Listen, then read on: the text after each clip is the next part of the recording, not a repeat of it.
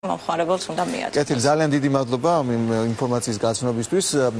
საგარეო ვაჭრობის თემაზე კიდევ ერთი სიახლე გვაქვს. რუსეთის სანიტარული ზედამხედველობა უარყოფს პრესაში გავრცელებულ ინფორმაციას, რომ საქართველოში ღვინის ინსპექტირების მესამე რაუნდი გაურკვეველი ვადით გადაიდო და შესაძლოა აღარც ადგეს. ვიზიტის გადადება მხოლოდ ტექნიკურ ფაქტორს უკავშირდება. ორი პასუხისმგებელი პირიდან, რომლებიც ქართული პროდუქციის რუსულ ბაზარზე დაბრუნების საორგანიზაციო საკითხებს კურირებენ, ერთი მივლინებაშია, მეორეს კი თვალის ოპერაცია გაუკეთეს. იყო შეთანხმება, რომ საქართველოში ჩამოვიდოდა კიდევ ერთი კომისია, რომელიც ქართულ საწარმოებს შეამოწმებდა. ეს შეთანხმება ძალაშია და როსპატრებნაძორის ხელმძღვანელს გადაწყვეტილება არ შეუცვლია. მომავალ კვირას ეს ორი ადამიანი სამსახურში გამოვა და ვიზიტის ახალი თარიღიც გაირკვევა. რაც შეეხება ცალკეული საინფორმაციო სააგენტოების მიერ გავრცელებულ ინფორმაციას, მე მათზე კომენტარს ვერ გავაკეთებ. მე სანიტარული სამსახურის ოფიციალურ პოზიციას ვახმოვანებ. ვიზიტი არ ჩაშლილა. რუს სანიტრებს ამჯერად 20 ღვინის კომპანია ელოდება, კიდევ 20 ტესტი უკვე გაიარა და ახლა ექსპორტის დაწყებას ელის. რუსეთს იმედით უყურებენ ჩურჩხელის მწარმოებლებიც. რამდენიმე დღე რუსულმა მხარემ ითხოვა გრაფიკის შესასწავლად, ველოდებით დღე-დღეზე მათ კომენტარებს.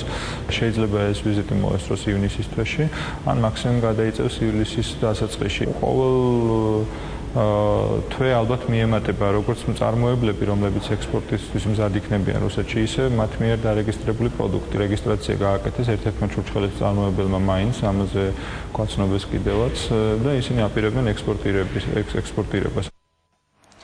თბილისში კი ღვინის რუსი შემსყიდველები და ექსპერტები იმყოფებიან, რომლებიც ექსპორტის პერსპექტივას აფასებენ.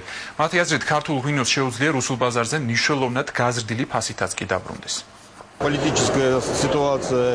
პოლიტიკური და საბაჟო სიტუაციის გათვალისწინებით, რაც დღეს რუსეთშია, ქართული ღვინო ვეღარ იქნება ისეთი იაფი, როგორიც ადრე იყო. ბოთლი ღვინო თაროზე მინიმუმ 400 რუბლი ეღირება და კონკურენცია მოუწევს იმ სეგმენტში, რომელშიც იტალიური, ჩილეს და სხვა ქვეყნების ღვინოები იყიდება. თუ საქართველოს დასაწყისშივე შეძლებს დაამტკიცოს, რომ მისი ღვინო ამ საფასო სეგმენტში ხარისხიანია, რუსი მომხმარებელი აუცილებლად მიაქცევს მას ყურადღებას. ქართული ღვინო ძალიან ნაკლია რუსეთს, რადგან არის ტრადიციები, ძველი თაობა, არის ასევე ახალი თაობაც, რომელსაც აინტერესებს ამ ღვინის გასინჯვა. მას, ვისაც ექნება ხარისხიანი ღვინო და კარგი ფასი, წარმატება გარანტირებული აქვს. ჩვენ ძალიან მოგვენატრა ქართული ღვინო. პირადად მე მინდა, რაც შეიძლება სწრაფად გამოჩნდეს ის ჩვენს თაროებზე.